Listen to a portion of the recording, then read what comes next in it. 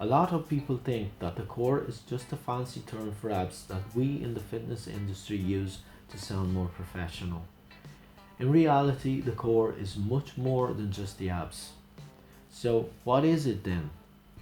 First of all, you might be surprised to know that there is no unanimous agreement of what muscles comprise the core, ranging from everything except the limbs to just the deep muscles of the lower trunk.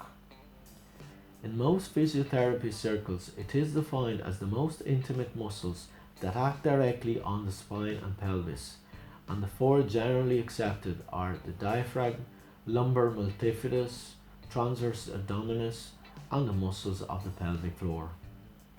I'd say this could be extended to the erectors of the spine as well as the iliopsoas, internal oblique, lower part of the lats, and the gluteus maximus.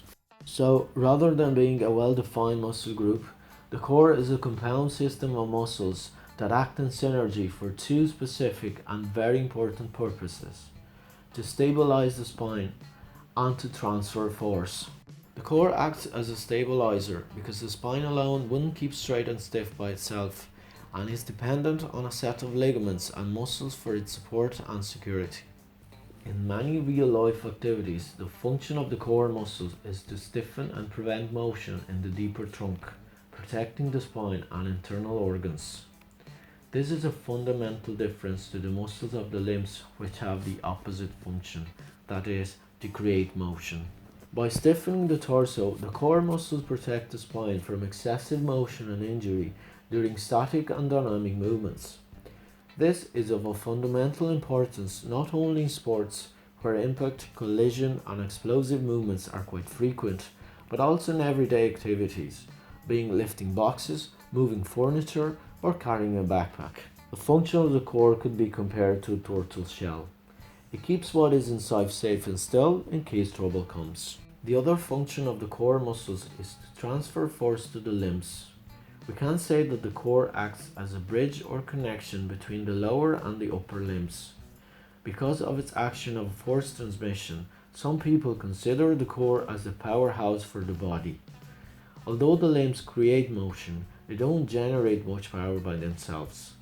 Instead, power generated at the hips and lower trunk is transmitted efficiently by the core muscles to the upper or lower limbs.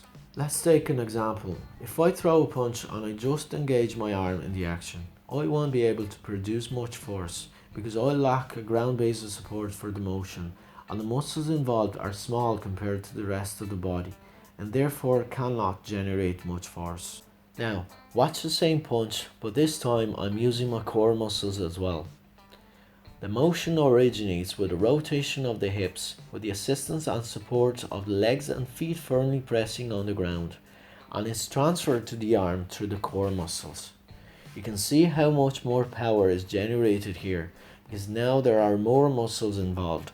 These muscles wouldn't be able to communicate and therefore force couldn't be transmitted if it weren't for the core muscle. And the same thing could be applied to virtually any action in sport, from the rugby pass to the golf swing to the gymnastic back handspring to the tennis serve and so on.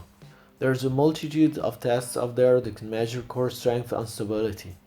In this video I want to show you a couple so you can use them to evaluate yourselves.